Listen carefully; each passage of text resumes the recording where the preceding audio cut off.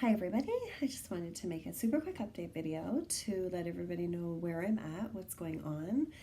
I know I always say super quick, but this time it's for real and super quick. I believe I had just had surgery at my last update. That was September 11th was my ovary removal.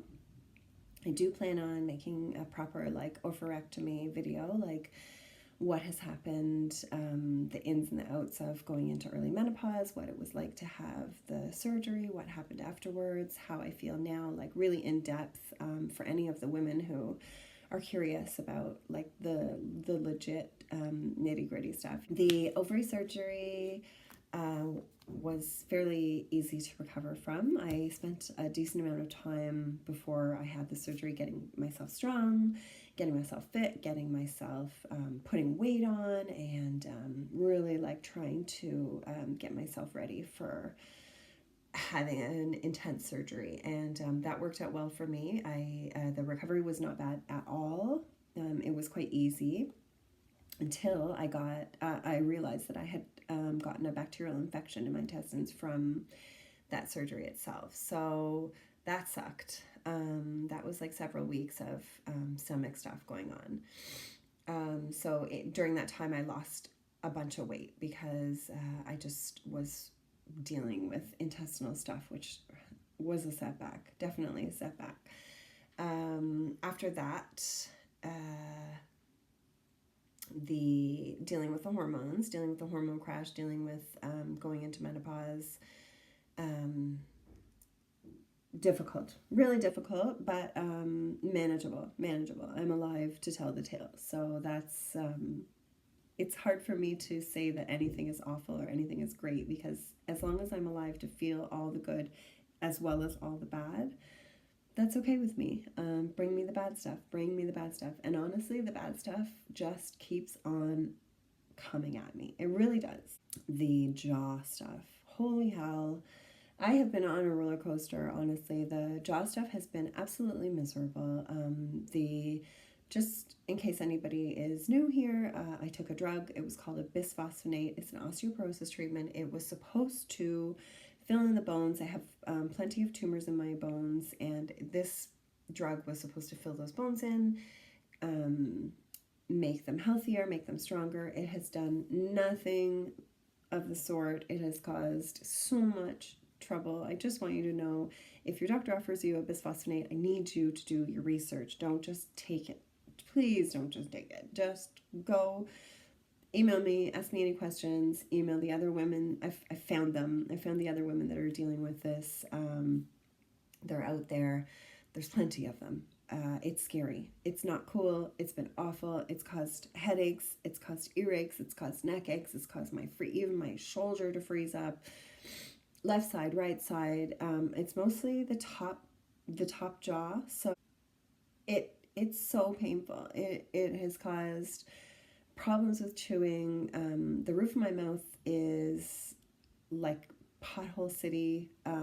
It's just the bone is just not behaving properly. It's literally dead. So my dentist in Toronto, thank God for him, is helping me. There's no treatment for this problem. There's only maybe we should try this, maybe we should try that, maybe we should experiment here and there. So he's been experimenting. He's been doing platelet-rich fibrin treatments, which is where they remove your blood, spin it, remove the plasma platelets from the blood, and inject the platelets with ozone, which is kind of oxygenating them, and then they inject that back into various spots in the jaw to try and encourage the blood flow, to try and encourage healing. Last few weeks it's been good. Last few weeks it's been I've been mostly pain free, which is because for all of November and December, oh fuck, I was in so much pain. Oh my god, I can't even tell you. Roller coaster. Some bad days, some dark days, and when you have a headache and an earache and a jaw ache, it's hard to be positive, and it's really important for me to stay positive because I'm on the train. At the end of October, I went in for just a routine blood labs and a routine CT scan. And you know, the scans cause so much anxiety. I'd rather just not have them, but obviously I need to know what's going on in my body so that we can react accordingly, because some of the tumors in the spine, they need to be monitored because they easily could paralyze me. So we watch them. The bones are not doing fantastically, but I will go into the good. I'll focus on the positive with the scans. The day of the scan, I got my tumor markers back, my blood labs back, and my tumor markers went way, way, way, way down. Look at this. That's August 2018. My tumor markers were at 607. In October 2018, they went way down to 116. So this is the CA153 for anyone who is in the know about that. It's not a great reliable test. So when they kept climbing and climbing and jumping at every test, I was like, oh, it's unreliable. Don't worry about those numbers. But when they went down, I was like, that's really amazing. Amazing. So I got those results on the day of my scan. So I was kind of like, that's crazy, right? And scan days are really hard days for me. I'm currently editing a vlog, like a video log of that sort of time when I picked up those results, when I had my scan, and I'm a mess. I'm a basket case, and I was in pain, like mega jaw pain that day, during that time. So it's messy. I'm so glad that I'm filming all this stuff though, because I look back at myself and I'm like, woo, that girl, you are strong. You are strong. I'm strong. You are strong. I'm talking to you, me, but you, in whoever's watching this. We are strong. We are capable of so much. I'm here to tell you that. I encourage you to record more, journal more, film more, take more photos. Take photos of the bad stuff. Seriously, do that. I never would take photos of the bad stuff before, but now I'm taking photos of everything because I'm always so foggy in the brain from the chemo damage and the letrozole, the drug that I take, the pharma drug that I take to block hormones. It's letrozole. It affects your brain big time. So if I run into you in public and I'm like, beep, beep, beep, it's because my brain doesn't work anymore. Seriously, the old me would be mortified by watching the new me, but she would also be really proud. She would be. So yeah, the really amazing news is that when I got my scan results back, the cancer in the lungs has mostly resolved itself. It's almost gone. So right around that time, it was about 1 year that I had been practicing my Gerson therapy. Super intense immune boosting therapy, super labor intensive, super expensive, super difficult, super challenging, super like soul digging, difficult stuff, but it makes me feel amazing. So here I am with amazing results. Tumor markers, scan results. The bones aren't doing as well as the soft tissue. But nobody ever died of bone issues, right? Bone issues can be dealt with. And even since then, I've had like fracture issues and some pains here and there. Like, it's okay. It's really actually okay. It's all... I put my eyeliner on so that I wouldn't cry. That's what's been happening. And in December, around Christmas time, before the Christmas break, I overdid it. I overdid it bad. And I was having fun, actually, to be perfectly honest. I was like caught up in that hustle bustle, visiting, people coming, people bringing me things. Oh my God, my girlfriends. You got to go out and find yourself some girlfriends. My girlfriends have stepped up in the last few months. I can't even tell you. My best friend Amy sent me 40 pieces of mail before my 40th birthday. I turned 40 in October. My 40th birthday was very, very marred by this intestinal bacterial infection that I caught when I was having my surgery. So it was lame. I was exhausted. I wasn't feeling myself. I wasn't eating properly because I couldn't chew properly. But my Amy did that, and then my on my actual birthday, my friends in Barrie showed up. They brought me a fat gift certificate to the local produce market where I get my produce. They sang happy birthday to me on my lawn. They didn't even stay, which is great because I didn't have the energy to visit with them.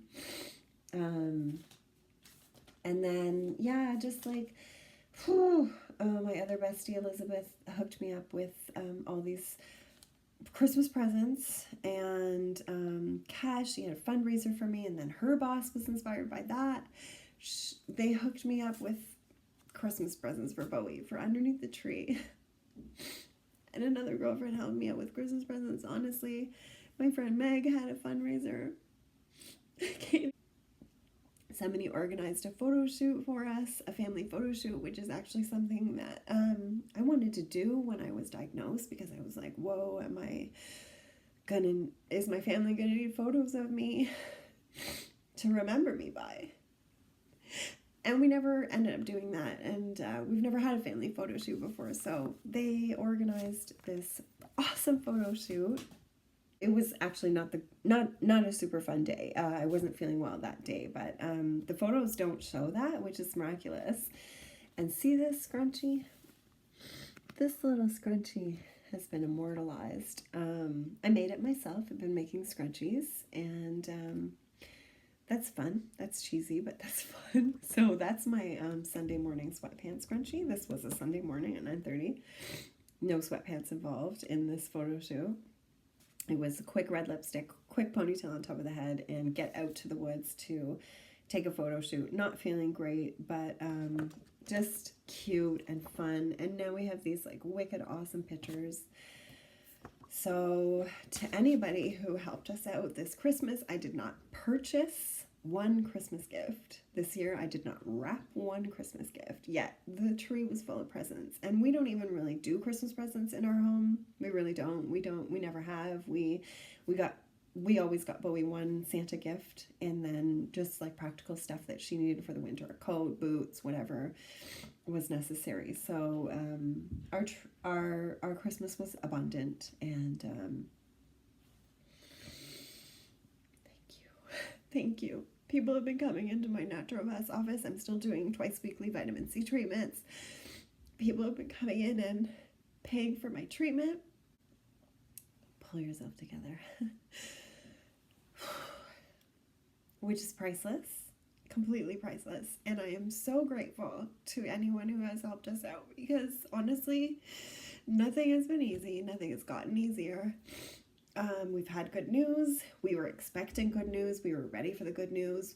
Scott likes to say when we got those scan results at the hospital, the two of us just looked at each other and we were like, yep, okay, next green juice, next coffee enema, next vitamin C treatment. Keep freaking going. That is like my message to you. You can do anything. Just buckle down and do it. Keep going. I'm going to keep going. I'm never going to stop. I keep talking about the train, turning the train around. Well, the fucking train is stopped. It is stopped. I haven't managed to reverse it and bring it back to where it needs to be, but right now I'm 14 months into Gerson therapy. The full Gerson therapy is 2 years. I'm probably going to be on it for longer because of the chemo disaster and the bisphosphonate disaster and all the drugs that have messed with my body so badly. I'm never going to look back. I'm just right here in the present, right here doing my thing, just digging deep and doing it. And I have proven to myself with these test results that I can do that. And you can do that. We can all do that. We should just be taking good care of our health. My mission moving forward is to try and help people realize that this cancer, my cancer, was completely preventable. I don't say that and even, did I even say about these? Somebody sent these hoodies.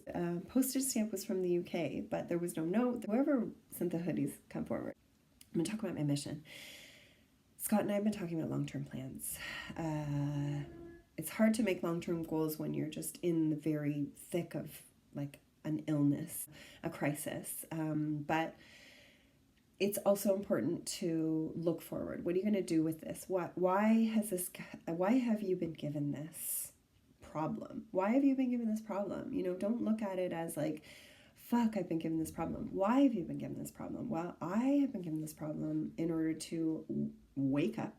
I just survived my second sober Christmas and New Year's. I quit drinking November 2017. Basically, around the same time that I started the Gerson therapy, I realized obviously I can't afford to drink alcohol in more ways than one, financially. And the program is basically designed to clean up the liver, maximum liver function. So why the hell am I going to drink alcohol? Honestly, I'm awake.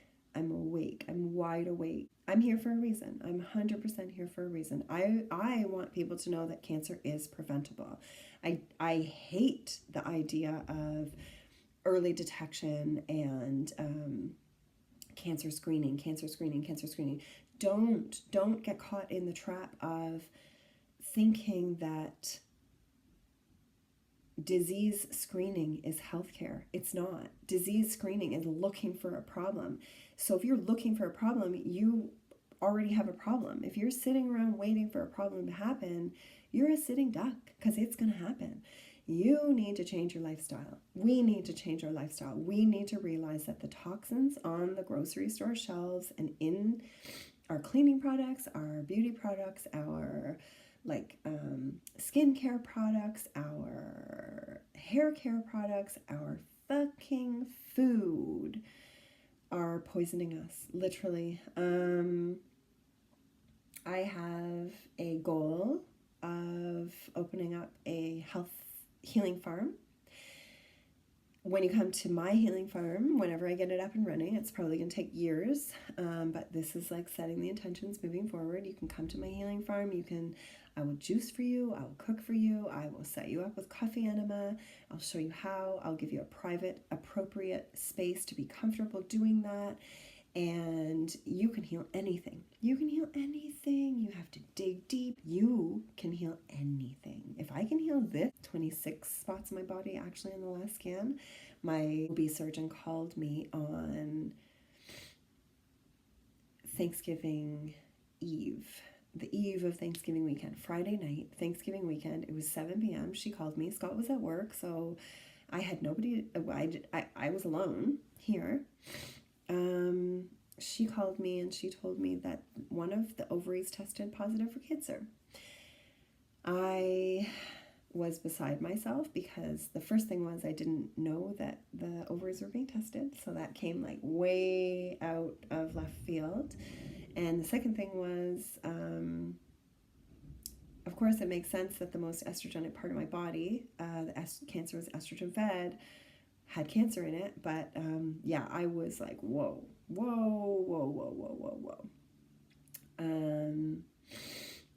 That made the total of spots in my body. The number is wobbly because of the bone mets. They kind of are growing into one another, the tumors in the bones. So the cancer was in 23 spots, looking more like 26 spots of my body. And yeah, it's a lot. It's a lot of cancer, but I'm here. I'm healthy. I'm telling my story. I'm moving through the shit stuff, and there's plenty of it. I'm trying to move through it with as much grace and positivity as I can. I want to put the message out there that don't make the mistake of thinking that disease screening is healthcare, because it's not. You can't tap into your vibrant, healthy self if you're just living in neutral, waiting for something bad to happen. Don't wait for something bad to happen. I don't want to tell anybody how to eat, but I do want to tell you that the shit that you're eating is really bad for you. Basically, we are living in a toxic world, but we don't have to live in a toxic body. We really don't. We're not forced into that. We can clean up our water. We can clean up our diet. We can take care of you. You can take care of you. We can take care of we. We can do this. If anybody has any ideas for me on how to better get my message across, message me. Let me know how to reach the masses, to tell them that they can prevent themselves from having cancer, getting a cancer diagnosis. Sometimes my friends come over and they're like, yeah, I get a yearly screening for this, and I'm, Hollis, you'll be proud of me, I'm doing my mammograms. I would be more proud of you if you were taking steps to avoid getting the cancer rather than taking the step to look for the cancer, if that makes any sense. And that's not me giving anybody any kind of like flack, because Lord knows nobody needs that. But there are tools, and we have the tools in our hands, and we need to use those tools. So let's wrap it up. Don't give in, don't give up. I'm wearing this all the time, 24/7. Thank you. Just if I cross your mind in any way, shape, or form, I am so freaking grateful, because now it's working. It's working. I've got some big projects planned. I'm planning for my future. I'm planning to help people.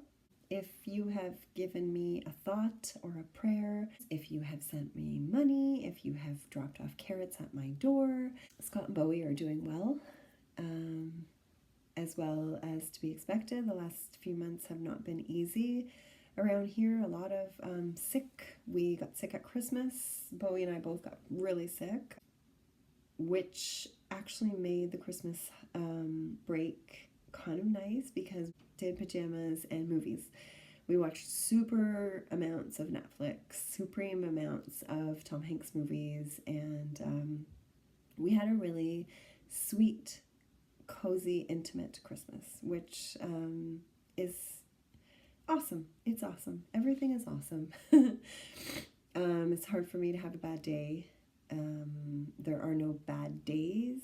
There are bad things in every single day, but as long as I'm alive to feel those bad things, everything's okay, honestly. I will leave it here and talk to you in the next update video, where I am sure to have more good scan news for you.